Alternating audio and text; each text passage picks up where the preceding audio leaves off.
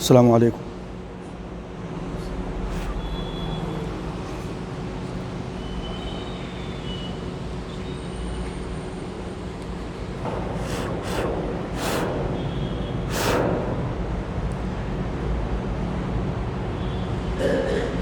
السلام علیکم۔ الحمد للہ نحمده ونستعینه ونستغفره ونؤمن به ونتوکل علیہ ونعوذ باللہ من شرور انفسنا ومن سیئات اعمالنا من يهده الله فلا مضل له ومن يضلله فلا هادي له ونشهد ان لا اله الا الله وحده لا شريك له ونشهد ان سيدنا وشفيعنا وحبيبنا ومولانا محمدا عبده ورسوله اما بعد فقد قال الله تبارك وتعالى في القرآن المجيد والفرقان الحميد أعوذ بالله من الشيطان الرجيم بسم الله الرحمن الرحيم اتخذوا أحبارهم ورهبانهم أربابا من دون الله والمسيح ابن مريم وما أمروا إلا ليعبدوا إلها واحدا لا إله إلا هو سبحانه عما يشركون صدق الله مولانا العظيم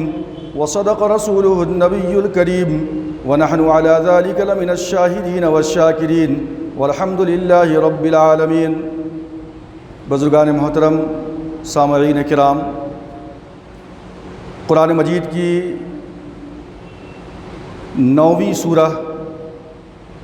ورس نمبر 31 آپ کے سامنے میں نے پڑھی ہے۔ اللہ رب العزت نے ارشاد فرمایا، ان لوگوں نے بنا لیا اپنے علماء اور مشائخین کو اللہ کے علاوہ رب، اور عیسیٰ ابن مریم کو بھی، اور نہیں حکم دیا گیا تھا انہیں سوائے ایک اللہ کی عبادت کے، سبحانہ عما یشرکون، اور اللہ تبارک و تعالیٰ کی ذات پاک اور صاف ہے ان تمام چیزوں سے کہ جیسا عقیدہ، جیسا خیال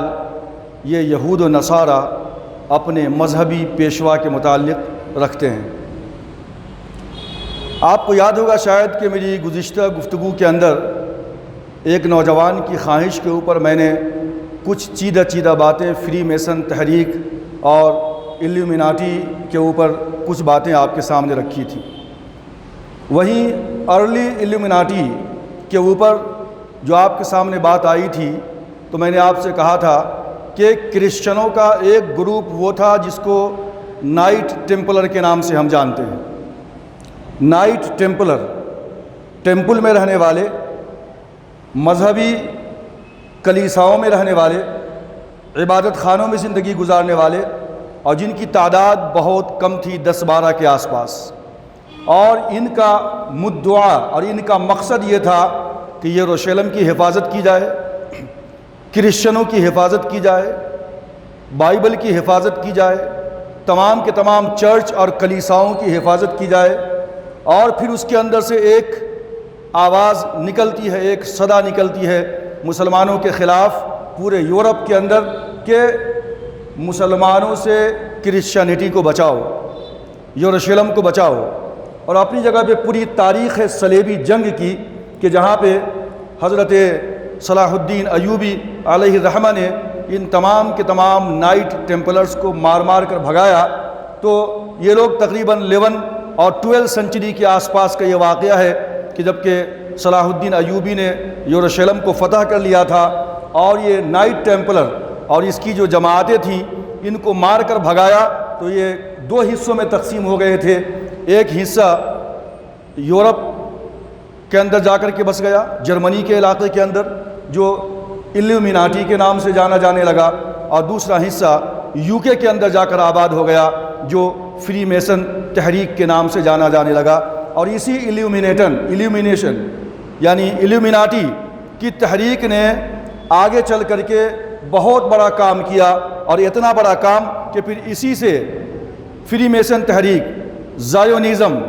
کی تحریک شروع ہوئی۔ اور یہ زائونزم کی تحریک کیا تھی یہ بھی آپ کے ذہن میں رہے کہ جب 70 عیسوی کے اندر تمام کے تمام یہودیوں کو یروشلم سے نکال دیا تھا، اور جس کے بارے میں قرآن مجید نے کہا ضربت علیہم الذلۃ والمسکنہ، کہ ذلت، مسکنت اور عذاب الہی کے یہ سب کے سب جو ہے مکمل طور پہ مستحق ہو گئے تھے۔ اللہ تبارک و تعالیٰ نے پوری دنیا کے اندر ان کو ٹکڑوں میں بانٹ دیا، اور پھر یہ ذلت و مسکنت کے شکار ہوئے، در در کی ٹھوکریں کھاتے رہے، پوری دنیا کی خاک چھانتے رہے، اور کہیں بھی ان کو ٹھکانہ نہ مل سکا۔ اور پھر یہی ورلڈ وار 1 کا واقعہ پیش آیا، ورلڈ وار 2 کا واقعہ پیش آیا، اور ورلڈ وار 2 کے اندر جب یورپ کی کمر ٹوٹ گئی، اور جب جو ہے UK کی کمر ٹوٹ گئی، امریکہ کی کمر ٹوٹی، تو اس موقع سے یہ زائونسٹ مومنٹ جو تھا، اس کے پیچھے یہودی لابی تھی، یہودی سازش تھی، بڑے بڑے بینک ان کے تھے، بینکرز بھی یہی لوگ تھے، سودی نظام کے آقا اور بڑے جو ہے علم بردار یہی لوگ تھے جو دنیا میں اس کو پھیلائے تھے۔ پیسہ بہت تھا، انہوں نے اسرائیل کو اس دنیا کے نقشے کے اندر لانے کے لیے ورلڈ وار 2 کے اندر جتنا بھی خرچ ہوا دنیا کا، پورے یورپ کا، UK کا پورا خرچ برداشت کرنے کے لیے زائونسٹ تحریک، جو کبھی الومناٹی کے نام سے جانی جاتی تھی، فری میسن کی تحریک کے نام سے جانی جاتی تھی، ان لوگوں نے پورا خرچ اٹھایا، اور پھر 1917 کے اندر UK کے اندر اعلان بالفور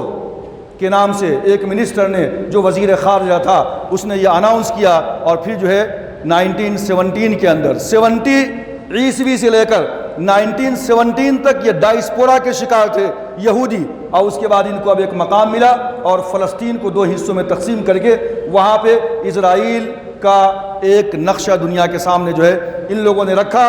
اور مقصد اور مطلب کیا تھا کہ سارے کے سارے عرب کے سینے کے اندر ایک تلوار لٹکا دی جائے، یہ ادھر سے ادھر ہل نہ سکے۔ یہ بات آپ کے سامنے گزشتہ بھی میں نے رکھا تھا۔ تو فری میسن اب یہ الومناٹی سے فری میسن کی طرف آگے بڑھے، زائونسٹ مومنٹ جو ہے دنیا کے سامنے آیا۔ اب فری میسن کا اب یہ دعویٰ ہے، اگر آپ یوٹیوب کے اوپر سرچ کریں گے، گوگل کے اوپر جا کر کے دیکھیں گے کہ فری میسن تحریک کا کام کیا ہے، تو وہ بہت بڑے بڑے بلند اور بڑے بڑے دعویٰ کریں گے کہ ہم نے جو ہے ایجوکیشن فیلڈ کے اندر لوگوں کو جو ہے رہنمائی کی ہے، ہم نے بڑی بڑی اسکالرشپ دی ہے، لیکن ان کا مین مقصد کیا تھا کہ ساری دنیا کے کریم لوگوں کو، بہت ذہین لوگوں کو اسکالرشپ کی لالچ دے کر کے یورپ کے اندر بلایا جائے، امریکہ کے اندر بلایا جائے، اور پورے کی پوری دنیا کے اندر ان کو اکٹھا کیا جائے، اور پھر ان سے ہم کام لیں ٹیکنالوجی کے میدان کے اندر، صنعت و حرفت کے میدان کے اندر۔ اور صرف یہی نہیں، اس کے ساتھ ساتھ ایک یہ بھی ان کا مقصد اور مدعا تھا کہ جہاں ہینڈسم اسکالرشپ دیا کریم اسٹوڈنٹ کو، بڑے ذہین بچوں کو، وہیں شراب اور شباب کی پیشکش بھی کی انہوں نے، عریانیت کو، ننگاپن کو، بے شرمی کو، بے حیائی کو یہ آگے لے کر کے آئے۔ اور میں نے گزشتہ آپ سے کہا تھا کہ الومناٹی کا جب وجود ہوا ہے تو انہوں نے یہ بھی دنیا کے سامنے پیش کیا تھا کہ یہ شادی کیا ہے، مرد عورت کا سیکشول افیئر کیا ہے، یہ مکمل طور پہ غلط ہے، ان کو کسی پابندی کے اندر جکڑا نہ جائے، بلکہ ان کا جسم ہے، ان کو آزادی ملنی چاہیے، وہ جو چاہے کریں، شادی کی کوئی ضرورت نہیں ہے۔ مکمل طور پہ یہ کلیسا کے خلاف تھے اور حکومت وقت کے خلاف تھی یہ پوری کی پوری جماعت، اور اب ان کا ایک مقصد ہے کہ نیو ورلڈ آرڈر، یہی الومناٹی، یہی فری میسن تحریک، یہی زائونزم اور زائونسٹ، ان تمام کا مقصد اور مدعا کیا ہے؟ اب تک جو ہو چکا وہ ہو چکا، ہماری قومیں برباد ہو چکی ہیں، ہماری نوجوان نسل ٹی وی میں، موبائل کے اندر، انٹرنیٹ کے اوپر برباد ہو چکی ہے، وہ مکمل طور پہ برائیوں کے دلدل میں جا چکی ہے، قومیں برباد ہو جائیں گی، نوجوان نسل برباد ہو جائیں گی۔ کبھی کہا کرتے تھے لیکن اب یہ کہنا ضروری ہے کہ نسلیں برباد ہو چکی ہیں، موبائل کے اندر، انٹرنیٹ کے اندر، سوشل میڈیا کے اوپر آپ جہاں کھولیں جدھر آپ انگلی دبائیں آپ کو بے حیائی فحاشی کے اڈے وہاں پہ آپ کو نظر آئیں گے۔ یہ کیا تھا؟ یہی تھا ان کا مقصد کہ بے حیائی کو، اوریانیت کو، ننگے پن کو دنیا کے سامنے پیش کیا جائے اور نوجوان نسل کو تباہ و برباد کر دیا جائے، اور جو مذہب کی دیواریں ہیں وہ تمام کی تمام مذہب کی دیواروں کو مکمل طور پہ توڑ دیا جائے، انسانوں کو آزادی دلا جائے۔ آزادی کے نام کے اوپر اور عورت کے فریڈم کے نام کے اوپر عورتوں کو بازار میں لے کر کے آ گئے، جہاں اسلام نے کہا تھا کہ معاش کی ذمہ داری مرد کے شولڈر پہ ہے، عورت کے شولڈر پہ جو ہے معاش کی ذمہ داری نہیں ہے۔ لیکن آج بالکل الٹی گنگا بہہ رہی ہے، مرد گھر میں بیٹھے ہیں لیکن نائٹ شفٹ عورتیں کیا کرتی ہیں، اور جس کا خمیازہ قوم کو بھگتنا پڑ رہا ہے۔ آئے دن ہمارے پاس فونز آتے ہیں، لوگ آتے ہیں، شادی کے کچھ دن ہوتے ہیں لیکن وہ شادی ناکام ہو جاتی ہے، مرد عورت کا اختلاط ہوتا ہے۔ اور ابھی حال میں پڑھنے کو یہ بھی ملا کہ بعض مرتبہ جو رات میں کمپنیاں ہیں جو خواتین کام کرنے کے لیے جاتی ہیں، مرد عورت کا اختلاط اتنا زیادہ بڑھ گیا ہے، وہ ٹوائلٹ کے اندر ایک ساتھ جاتے ہیں تو سیکورٹی گارڈ کو بھی رکھا گیا ہے ٹوائلٹ کے پاس کہ مرد عورت ایک ساتھ ٹوائلٹ کے اندر نہ جائیں۔ یہ کیفیت اس وقت ہم یہاں دیکھ رہے ہیں ہندوستان کے اندر، اپنے شہر حیدرآباد کا جو ہے یہ واقعہ ہے بزرگوں دوستو۔ تو یہ فری میسن کی تحریک اسکالرشپ کے نام کے اوپر، ایجوکیشن کے نام کے اوپر دنیا کے سامنے ننگا پن، عریانیت اور بے حیائی کو عام کرنا تھا، اور اس کے اندر وہ مکمل طور پہ بزرگوں دوستو کامیاب ہو چکے ہیں۔ نیکسٹ مشن الومناٹی کا یا فری میسن تحریک کا یا زائونزم کا کیا ہے؟ نیو ورلڈ آرڈر، ساری کی ساری دنیا ہمارے قبضے میں آ جائے۔ اور پھر گزشتہ آپ کے سامنے میں نے ذکر کیا تھا کہ اخبار کی سرخیاں یہ بھی بنی تھی کووڈ-19 کے زمانے میں کہ بل گیٹس نے یہ اسپیچ دیا تھا، یا اس کی ایک اسپیچ باہر آئی تھی کہ جو کٹر پنتھی لوگ ہیں مذہب کے، ہماری تمام کی تمام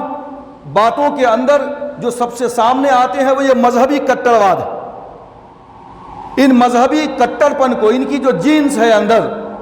میں کچھ ایسی دوا بناؤں گا یا ایسا انجیکشن تیار کروں گا کہ جس کے ذریعے سے انسان کے اندر کی مذہبی جو جینس ہے، اللہ کو ماننے کی، خدا کو ایک ماننے کی، یہ تڑپ، یہ خواہش ہی دب جائے، ختم ہو جائے،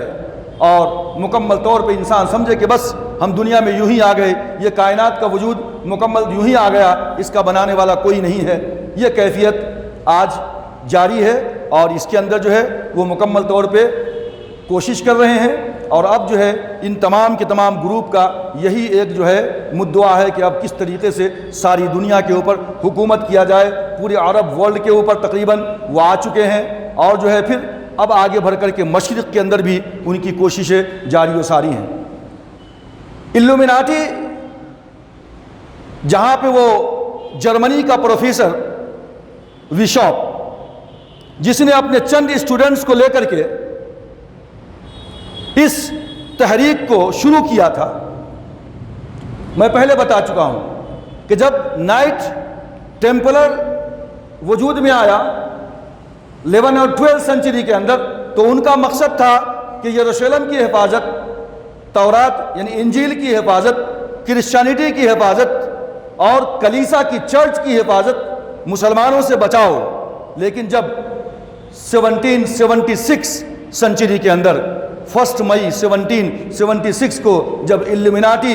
تحریک کی بنیاد پڑی تھی، تو ان کا مین مقصد تھا کہ سارے کے سارے انسانوں کو مذہب کی تمام جکڑ بندیوں سے آزاد کرا دیا جائے۔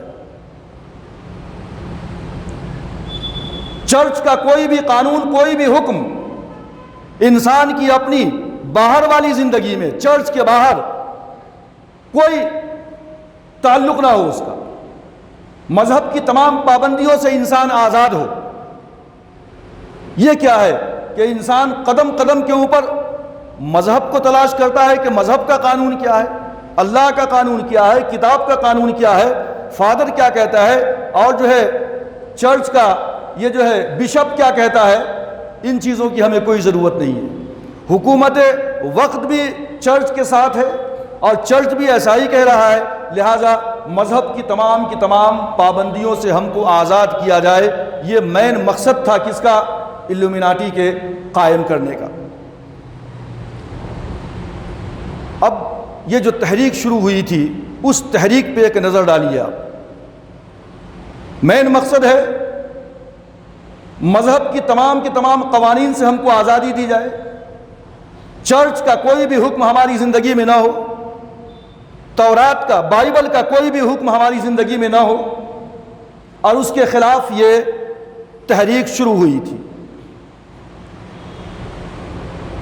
ایسی وہ کون سی باتیں تھیں کہ جس کی بنیاد پہ تمام کے تمام کرسچنز چرچ کے خلاف ہو گئے، کلیسا کے خلاف ہو گئے، اور فادر کے خلاف ہو گئے، بشپ کے خلاف ہو گئے؟ کیا وجہ تھی؟ قرآن مجید کی اس آیت کو آپ پڑھیے کہ جہاں میں نے تلاوت کی آپ کے سامنے سورہ توبہ کی وہ آیت نمبر 31، اتخذوا احبارهم ورهبانهم اربابا من دون الله والمسيح ابن مريم وما امروا الا ليعبدوا الها واحدا لا الہ الا هو سبحانه عما يشركون، کہ ان لوگوں نے بنا لیا ہے اپنے علماء کو، اپنے مشائخین کو رب اللہ کو چھوڑ کر کے. یہ فادر، یہ بشپ کیا کرتے تھے؟ یعنی 7 سنچری سے لے کر کے 7 سنچری یا 6 سنچری سمجھیے کہ اس وقت سے لے کر کے 14 سنچری تک، 14 سنچری تک بول بالا تھا کلیسا کا، فادر کا، پوپ کا، چرچ کا. انسان کی تمام زندگی کے معاملات میں قدم قدم کے اوپر قانون کلیسا کا چلے گا، یورپ کے اندر پورا پوپ کا چلے گا، فادر کا چلے گا. وہ کچھ اپنی مرضی سے نہیں کر سکتے. بادشاہ وقت جیسا چاہتا ویسا فتویٰ پیسے دے کر کے فادر سے لے لیا کرتا تھا، چرچ سے. گویا کہ تمام کے تمام بشپ، فادر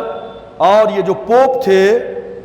یہ خدائی کا درجہ رکھتے تھے. دوسرے معنی میں کس چیز کو حلال قرار دینا ہے، کس چیز کو حرام قرار دینا ہے، یہ اللہ کا کام تھا جو کتاب میں موجود تھا توریت کے اندر.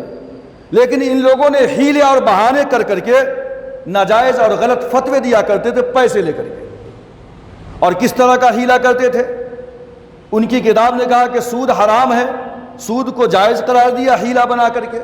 اللہ تبارک و تعالیٰ نے حکم دیا کہ سیٹرڈے کے دن مچھلی کا شکار نہیں کرنا. اب مچھلی کا شکار کس طریقے سے ہیلے اور بہانے کر کے ان لوگوں نے کیا، اور ان کی پاداش میں اللہ تبارک و تعالیٰ نے کونوا قردۃ خاسئین، ذلیل بندر بن جاؤ، اللہ تبارک و تعالیٰ کے عذاب کے مستحق ہوئے. یہ ہیلے بہانے کر کے اللہ کے قانون کی دھجیاں اڑاتے تھے. یہ ایک کام تھا ان کا. دوسرا کام کیا تھا کہ شادی کے بندھن میں بندھنے کے لیے جو ایک پوتر اور پاک رشتہ تھا، ایک متبرک رشتہ تھا جس کی بڑی اہمیت تھی. لیکن جب آپ تاریخ پڑھیں گے یورپ کی تو کئی ایسے بادشاہ آپ کو نظر آ جائیں گے کہ جو محرم تھیں، جو رشتہ حرام تھا، انہوں نے اس رشتے کو بھی جائز قرار دیا اور کبھی اپنی بھانجی کو اور کبھی اپنی بھابھی کو بھی اپنے نکاح کے اندر لے لیا. اللہ کے اس قانون کی بھی دھجیاں اڑائی.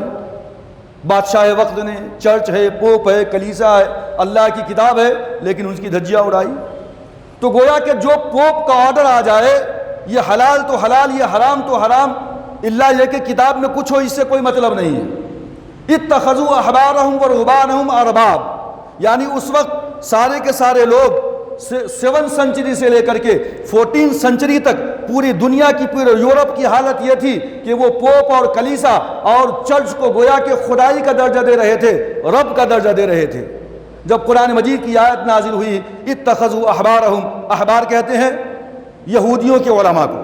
اور رہبان کہتے ہیں ان کے درویش کو، مشائخ، ان کے پوپ کو، عیسائیوں کے. اتخذوا احبارهم ورهبانهم ارباب، رب بنا لیا ہے اللہ کو چھوڑ کر کے. حاتم طائی بہت مشہور ہے سخاوت کے اندر. ان کا بیٹا عدی ابن حاتم الطائی حضور اکرم صلی اللہ علیہ وسلم کی محفل میں تشریف لائے، اور قرآن مجید کی اس آیت کو جب اللہ کے رسول نے پڑھا، جب جو ہے عدی ابن حاتم طائی نے اس آیت کو سنا تو اس نے برجستہ سرکار دو عالم صلی اللہ علیہ وسلم سے سوال کر دیا، او میرے محبوب، وہ عیسائی تھے. حاتم طائی کے بیٹے عدی ابن حاتم عیسائی تھے، نئے نئے مسلمان ہو کر کے اسلام میں داخل ہوئے تھے. سرکار کے پاس جب یہ آیت پڑھی سنی تو انہوں نے کہا کہ اللہ کے رسول، ہم نے تو کبھی اپنے پوپ کو اور اپنے علماء کو، اپنے مشائخین کو جو ہے اللہ کا درجہ نہیں دیا، رب کا درجہ نہیں دیا، پھر یہ قرآن مجید کی آیت کیسے نازل ہوئی؟ اس کا کیا مطلب ہے کہ ہم نے اپنے جو ہے پوپ کو، اپنے علماء مشائخ کو جو ہے خدا کا درجہ دے دیا ہے؟ اللہ کے رسول نے پوچھا تھا، بتاؤ کہ تمہارے علماء کسی ناجائز کو جائز قرار دے دے تو مانتے ہو کہ نہیں مانتے ہو؟ اس نے کہا بالکل مانتے ہیں، فادر کی بات، عالم کی بات بالکل حق بجانب ہے، ہم جو ہے بالکل اس کو تسلیم کر لیتے ہیں، کتاب اللہ کی طرف رجوع نہیں کرتے، جو وہ جیسا کہہ دیتے ہیں ختم۔ اور کسی ناجائز کو جائز قرار دے دیتے ہیں تمہارے علماء، تو کیا اس کو ناجائز سمجھتے ہو کہ نہیں؟ انہوں نے کہا کہ بالکل، بلکہ یہی ہے کہ کسی حلال کو حرام قرار دے دینا، اور تم نے بلا چون و چرا تسلیم کر لیا عالم کی بات کو، مشائخ کی بات کو،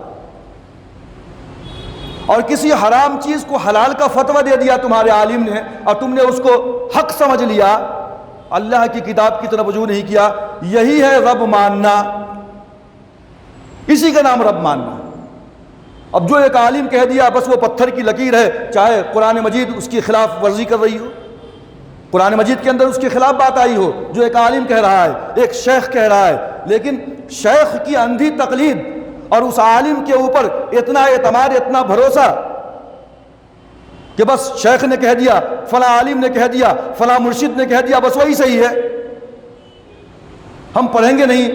جاننے کی کوشش نہیں کریں گے کہ یہ صحیح ہے یا غلط ہے، قرآن کیا کہتا ہے، حدیث کیا کہتی ہے۔ اسی کا مطلب ہے کہ رب مان لینا، کسی چیز کو حلال قرار دینا، حرام قرار دینا، یہ اللہ تبارک و تعالیٰ کا قانون ہے، یہ اللہ کا فیصلہ ہے، اور اس فیصلے کے اندر بندہ داخل ہو جائے، علماء مشائخ داخل ہو جائیں، تو گویا کہ اللہ تبارک و تعالیٰ سے برابری کا درجہ ہو گیا۔ یہی شرک، یہی کفر ہے۔ تو یہ اس وقت کے راہب اور اس وقت کے فادر اور چرچ کا یہ عالم تھا۔ آگے چلیے، اور اب اگر کسی کو انجیل پڑھنا ہے تو پڑھنے کی اجازت نہیں تھی، جاہل بنا کے رکھو ان۔ تو کیا جس طریقے سے آج برہمنیت ہے اور برہمنوں کے پاس ایک طبقہ مندر میں نہیں آ سکتا، برہمنوں کے پاس نچلی ذات کے جو لوگ ہیں وہ ان کی کتاب کو نہیں پڑھ سکتے، اسی طرح انگریزوں کے پاس، کرسچینٹی کے پاس یہی قانون بنا کے رکھا تھا، کوئی بھی بائبل کو پڑھ نہیں سکتا، ہاں بطور ثواب کے اگر پڑھنا چاہتے ہو تو آؤ بیٹھو پڑھو، لیکن اس کے لیے فیس ادا کرنی ہوگی، ثواب ملے گا سننے کا، سنانے والا کوئی فادر ہوگا جو اس کام پہ متعین ہے، لیکن اس کی فیس ہوگی۔ یعنی قدم قدم کے اوپر نئی نئی رسمیں اور نئی نئی چیزیں ایسا طے کر کے رکھا تھا ان لوگوں نے کہ قدم قدم پہ، چاہے وہ خوشی کا موقع ہو تو فیس ادا کرنا ہے، چاہے غم کا موقع ہو تو فیس ادا کرنا ہے۔ کتاب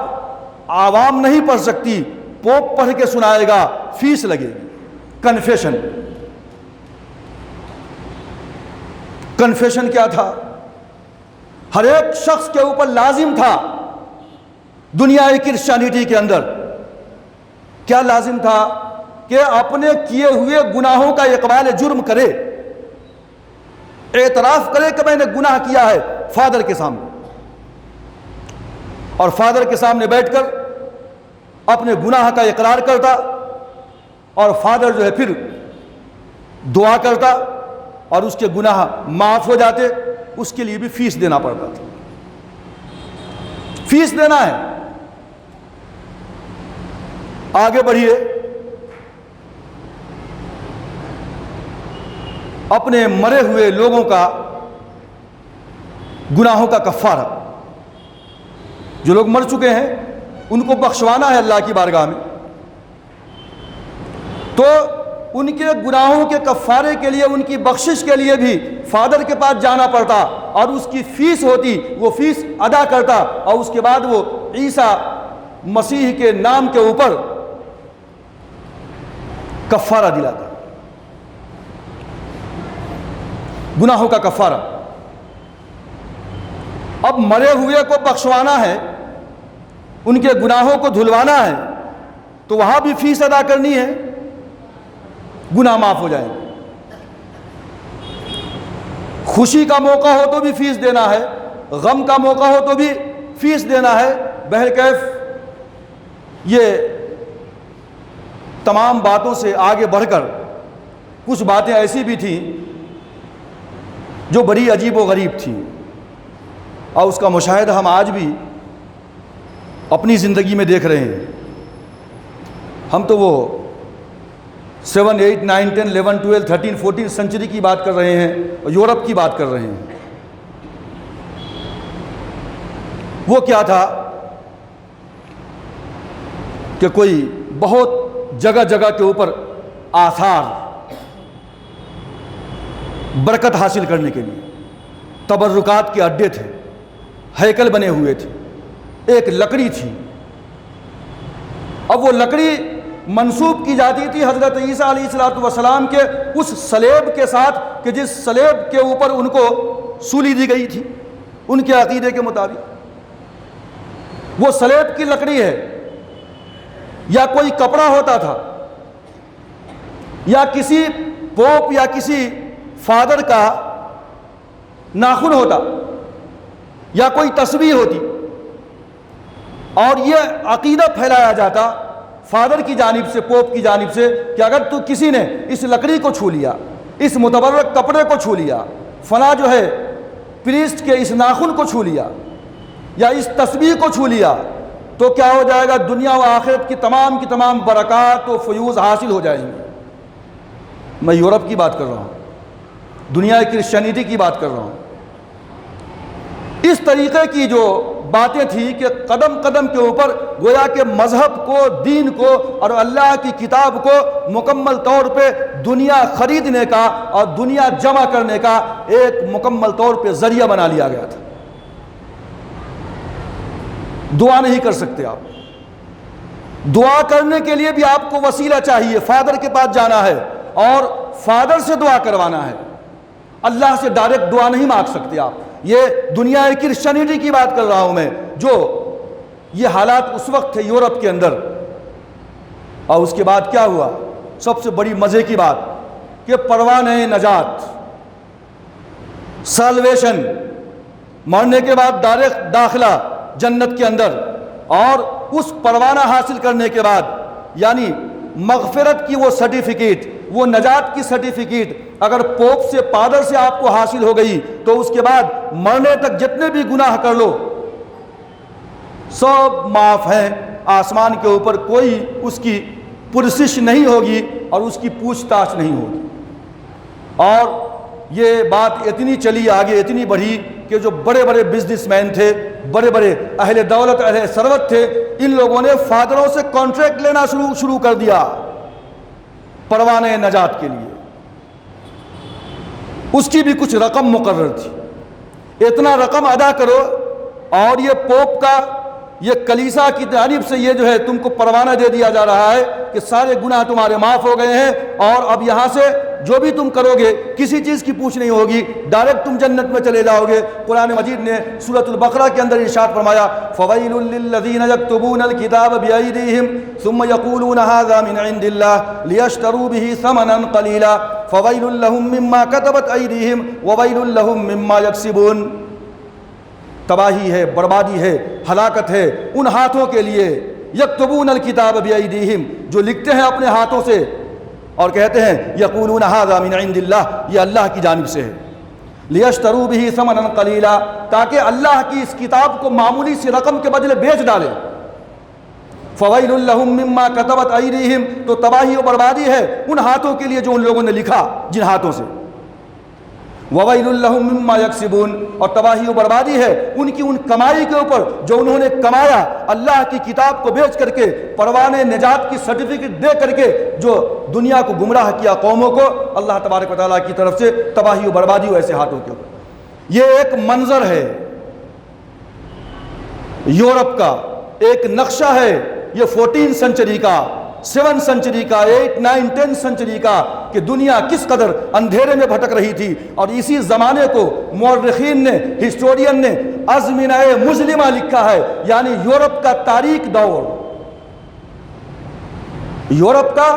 تاریک دور، کچھ علم نہیں تھا، کوئی سائنس کی ترقی نہیں تھی، اندھیروں میں ہاتھ پاؤں مار رہے تھے، بادشاہوں کے غلام تھے، کلیسا اور پوپ اور پادری کے غلام بنے ہوئے تھے، قدم قدم کے اوپر جو ہے مذہب کی رسمیں اس قدر سے جکڑ دی گئی تھی کہ قدم قدم پہ پیسہ خرچ کرنا پڑتا تھا اور فیس کو ادا کرنی پڑتی تھی ان کو۔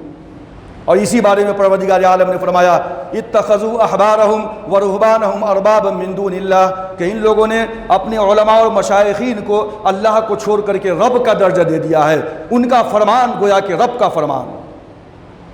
یہ کیفیت تھی یورپ کی۔ اللہ کے اس کے بعد ایک تحریک نکلی ہے، ایک مومنٹ شروع ہوا ہے 14 سنچری کے اندر۔ کئی صدیاں گزر گئی، کئی سو سال گزر گئے، یورپ اندھیروں میں ہاتھ پاؤں مارتا رہا، نہ علم ہے، نہ فکر ہے، نہ شعور ہے، بالکل جاہل ہے یہ۔ آج ہم سمجھتے ہیں یورپ کی چمکتی ہوئی اس دنیا کو کہ ترقی کا سب سے سنہرا باب ہے آج جو ہم دنیا میں دیکھ رہے ہیں، لیکن اس سے پہلے کیا تھا؟ جہاں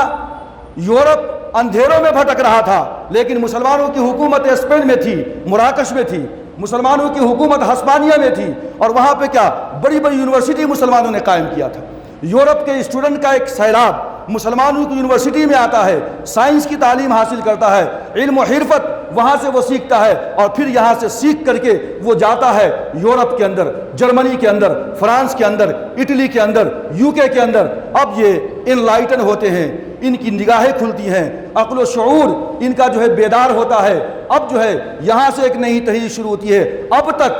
چرچ کا حکم یہ تھا کہ سائنس کی کوئی کتاب نہ پڑھ پائے، سائنس کی تمام کتابوں کو جلا دو، سائنس کوئی پڑھنے نہ پائے، فلسفہ کی کوئی کتاب کسی کے پاس نظر نہ آئے۔ اس کے لیے جو ہے مکمل طور پہ بہت بڑی سزا متعین تھی۔ ایسے حالات چرچ نے بنا کر کے رکھے تھے، اور جب یہ بات آئی پروانہ نجات کی کہ پوپ سے سالویشن کا پروانہ لے لو، تو ایک شخص تھا جس کا نام تھا تاریخ کے اندر مارٹن لوتھر۔ مارٹن لوتھر اب یہ کھڑا ہوتا ہے، دنیا کرسچینٹی کے دو ٹکڑے ہوتے ہیں، اب تک کیتھولک تھا جس کے اندر یہ تمام کی تمام چیزیں چل رہی تھی، اور اب نیا پروٹسٹنٹ فرقہ وجود میں آتا ہے۔ کھٹکتی ہے بات مارٹن لوتھر کو کہ بھائی یہ پروانہ نجات کیا ہے، حق و باطل کا معیار کیا ہے، حق و باطل کی بنیاد کیا ہے، نجات کا معیار کیا ہے، نجات کی کسوٹی کیا ہے؟ اللہ کی کتاب کو ماننا، اللہ تبارک و تعالیٰ کو ماننا، یا پھر پوپ کا یہ پروانہ نجات؟ پوپ نے نجات کا پروانہ لکھ دیا، تم ڈائریکٹ جنتی ہو، تو کیا ہم ڈائریکٹ جنتی ہو جائیں گے؟ یا پھر ڈائریکٹ جنتی ہونے کے لیے اللہ کے قانون کے مطابق زندگی گزارنا ہے، اللہ کی کتاب کو پڑھنا ہے، اللہ کو ایک ماننا ہے؟ آخر پروانہ نجات کا مدار اور کیا ہے؟ اس کو کہتے ہیں اصلاح کنیسہ۔ اصلاح کنیسہ، کلیسا کی اصلاح، چرچ کی اصلاح۔ پروٹسٹنٹ کا گروپ باہر آیا، چرچ سے بغاوت کیا۔ وہ اسٹوڈنٹ جو ہسپانیہ کے اندر پڑھ کر کے آئے تھے، یہ تمام کے تمام آ گئے آپ، اور وہی تھیم، وہی فکر، وہی سوچ جو فری میسن کی تھی، وہی سوچ جو کبھی جو ہے وہ ڈاکٹر وشاپ کی تھی، جو پروفیسر تھا جرمنی کی یونیورسٹی کے اندر جس نے الومیناٹی کی بنیاد ڈالی تھی، وہ بھی تو یہی کہہ رہا تھا کہ مذہب کی تمام دیواروں سے ہم کو آزاد کر دیا جائے، چرچ کی تمام قوانین سے ہم کو آزاد کر دیا جائے۔ یہ چرچ کے قوانین، یہ تمہارے بائبل کے قوانین، یہ کلیسا کی چہار دیواری کے اندر ہو تو ٹھیک ہے، لیکن کلیسا کے باہر ہماری عملی زندگی کے اندر یہ تمام مذہب کی جکڑ بندیوں سے ہم کو آزادی دلائی جائے۔ اب یہ تحریک شروع ہوئی پروٹسٹنٹ کے نام سے۔ دونوں تحریک میں ٹکراؤ ہوا ہے۔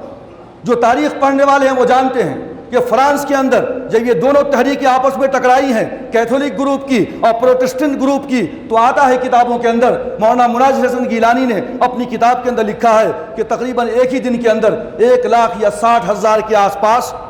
لوگوں کو تہہ تیغ کر دیا گیا، قتل کر دیا گیا۔ اور چونکہ پروٹسٹنٹ گروپ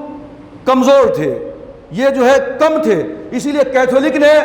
ایسا ظلم ڈھایا ہے کہ جو پریگننٹ عورتیں تھیں، پیٹ میں جو بچہ ہوتا تھا اس کو چیر کر کے زندہ بچے کو نکالا جاتا اور بھوکے کتوں کے سامنے ڈال دیا جاتا، اور جب تک کہ وہ بچہ مر نہ جاتا اور کتا اس بچے کو مکمل طور پہ کھا نہ لیتا اس وقت تک اس کا تماشا دیکھتے تھے اور جو ہے مزے کرتے تھے۔ اس طریقے کی مڈ بھیڑ آپس میں کیتھولک اینڈ پروٹسٹنٹ گروپ کے اندر پیدا ہوئی۔ بزرگوں دوست، اب اس کا بانی تھا مارٹن لوتھر، اصلاح کنیسہ کے نام سے یہ کھڑا ہوتا ہے کہ کلیسا کے اندر اور کنیسہ کے اندر، چرچ کے اندر اور فادر کے جو تمام کے تمام قوانین بنے ہوئے ہیں قدم قدم کے اوپر، کہ جو ان کو رشوت دی جائے، ان کو پیسے دیے جائیں دعا کرانے کے لیے، بخشوانے کے لیے، نجات کا پروانہ، شادی کرانے کے لیے، بائبل کو سننے کے لیے۔ اور اس وقت یہ بھی تھا کہ ان کے جو فادر ہوا کرتے تھے متعین، جو گھر گھر جایا کرتے تھے اور بائبل کو پڑھ کے سناتے تھے اور ان سے پیسے وصول کیا کرتے تھے۔ یہ تمام کی تمام جو باتیں تھیں، اس سے یہ جو ایک گروپ تھا پروٹسٹنٹ گروپ، یہ بیزار ہو چکا تھا، اور اس کے نتیجے میں کلیسا کے خلاف، فادر کے خلاف اور چرچ کے خلاف ایک آواز اٹھی اصلاح کنیسہ کے نام سے، اور جس کا جو ہے لیڈر تھا اس وقت مارٹن لوتھر۔ اور اس کے بعد پھر کیا معاملہ پیش آیا، اور اللہ تبارک و تعالیٰ نے قرآن مجید کے اندر ہمیں کس طرح عبرت کے لیے، آگے میں نے 31 آیت پڑھی تھی اور آگے آیت نمبر 34 سورہ توبہ کے اندر اللہ تبارک و تعالیٰ نے مسلمانوں کو کس طریقے سے بیدار کیا ہے اور مسلمانوں کو کس طریقے سے عبرت حاصل کرنے کی طرف توجہ دلائی ہے کہ دیکھو اہل یورپ کے حالات، کرسچینٹی کے حالات، ان لوگوں نے کس طریقے سے دنیا کو جمع کرنے کے لیے، ان کے علماء، ان کے مشائخ نے کس طریقے سے دین کو بیچ دیا، دین کو برباد کر دیا، اللہ کی کتاب کو پس پش ڈال دیا، اللہ کے قانون کی دھجیاں اڑائی، صرف دولت حاصل کرنے کے لیے، دنیا حاصل کرنے کے لیے۔ اور جب لوگوں نے ان کی تابعداری کی تو کس طریقے سے تباہی و بربادی آئی، اور اللہ سے ان کا رشتہ ٹوٹ گیا، کتاب سے ان کا رشتہ ٹوٹ گیا، وہ سب کے سب جو ہے گمراہ ہو گئے۔ تم بھی جو ہے اپنی زندگی کے اندر دیکھو کہ تم کیا کر رہے ہو اور تمہاری زندگی کے اندر کیسے حالات ہیں۔ انشاءاللہ تبارک و تعالی وقت کا دامن تنگ ہے، مزید میری گفتگو کا سلسلہ اسی موضوع کے متعلق انشاءاللہ آئندہ خطبے کے اندر جاری رہے گا۔ والسلام علیکم ورحمۃ اللہ وبرکاتہ، وما علینا الا البلاغ۔